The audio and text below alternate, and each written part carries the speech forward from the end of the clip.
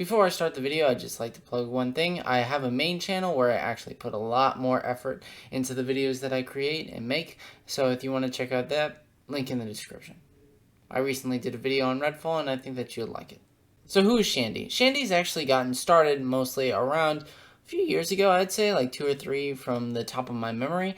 And he originally did his video on Spider-Man 1. Because at the time Southpaw released his video on Spider-Man 2, a lot of people were looking at that series very critically. And one took him upon himself to cover the whole movie series. Funny enough, I actually knew Shandy. I've talked to him a couple of times via DMs versus in stuff that he can actually help me out with. And I saw him as an inspiration earlier in my career. Having said that, this clip is undefendable. And yes, folks, it is about that time again, where I needlessly start bringing up points that no one has ever bothered thinking about, because why would they need to? And again, you do not have to consider these points as valid, because quite frankly, it does not affect anything in this movie. I think. The point I'm about to mention is, how many calories does Peter have to consume daily to maintain a life as Spider-Man? Yes, we are indeed going to talk about this. Now, I don't mean any hate against Shandy, I don't want to send that, but oh my god, is he joking? He's joking, right? Right, guys? He's joking? I hate to say it, but he's not. At all. This is a serious, genuine point in this video, and it is, oof, it is not good. So first, let's separate the fiction from reality here.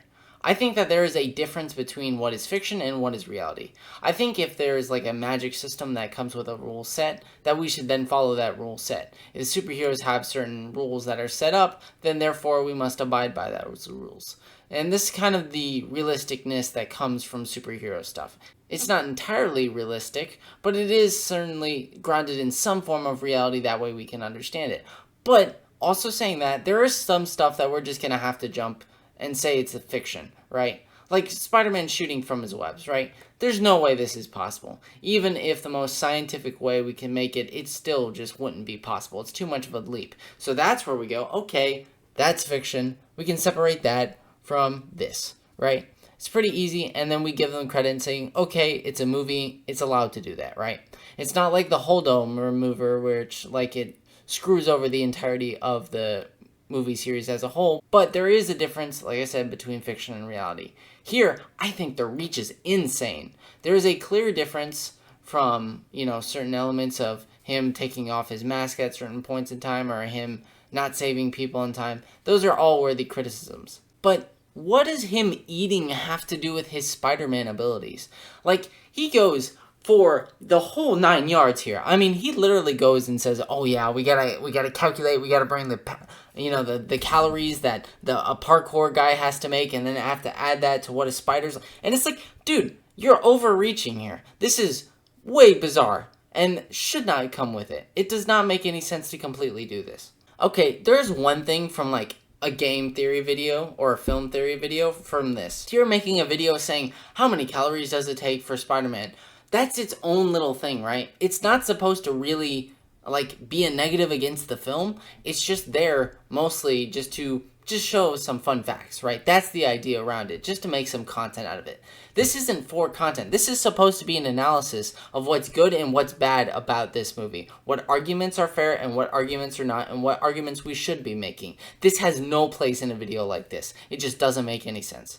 And a long time ago, I streamed my own reaction, and even then, when I even agreed with most of his points in the video, I cannot, even in the live stream, like, defend this. It is the most insane thing that I've ever heard. And ladies and gentlemen, there you have it. This is the worst Spider-Man 2 take I've ever heard. I doubt that there is any amount of people that are going to defend this point.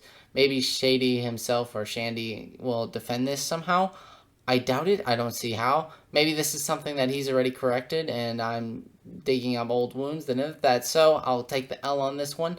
But yeah, this is kind of a not so good video. So, well, the video, I haven't revisited the whole video yet, but this point is, oof, it's something else. I'd also like to mention that I have a main channel where I put far more effort into the skills that I'm doing. If you want to see what a video on RedFall would look like, then you can head over to my channel and watch it right there. It's available right now, so you can go watch it. So yeah.